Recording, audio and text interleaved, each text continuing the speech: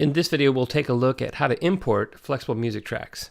Now, you need to work with flexible music tracks in particular because flexible music tracks have the data embedded that Flexible Music Lab needs in order to do what it does. It's things like tempo and the number of measures and things like that.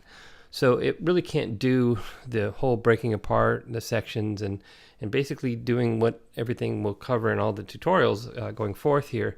It just can't do that without having that information. And so flexible music tracks have that encoded into the track, and therefore that's what we need. So there are two ways to import a flexible music track. You can either go to the import button here if you know specifically where a flexible music track is, you know the name that you want already, or you can use the library. And you can see here that you can choose a folder. I've chosen documents, and I put all the flexible music tracks from the mega bundle in there.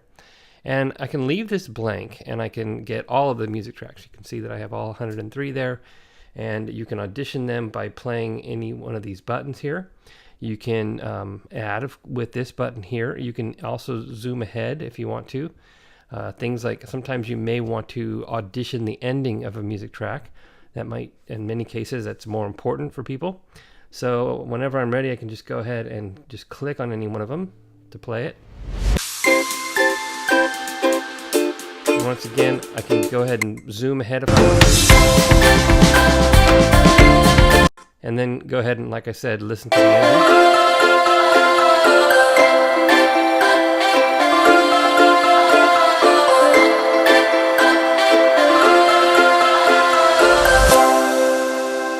Once I'm happy with that, if I feel like that's going to match my project or whatever, I can go ahead and click on Add.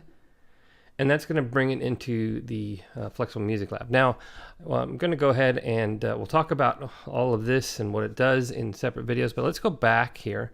And I'll point out that you can do a keyword search. Let's say you were looking for blues and you wanted a blues track. So you could go ahead and basically audition any of those. You can do a keyword search for pretty much anything. So again, let's say that in this case, maybe I want rock and roll. So I can do a search for that. So whatever your needs are, you can do a search, and you can see that there's a lot of keywords in these music tracks. You can see now there's another little thing here. You can see at the end of most of the music tracks, not all of them, but most of them, you'll see a number, and that's actually the tempo.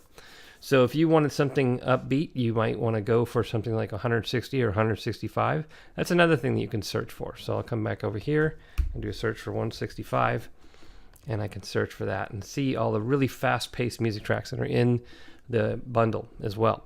So the keyword searching is a great way to get to whatever you need quickly and easily.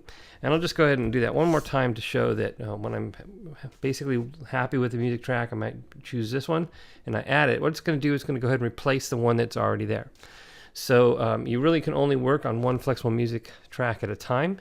But again, it'll just automatically replace the one that's there. Now, I'll just go ahead and finish this video by pointing out that you can see here that it cuts things up according to sections and groups, and we'll take a look at that. We have the track builder right here, and it automatically puts some content in that track builder. But notice that there isn't actually a music track rendered yet. You have to click on the rendered track in order for there to be a music track that you can export. We'll cover more of that in the next videos.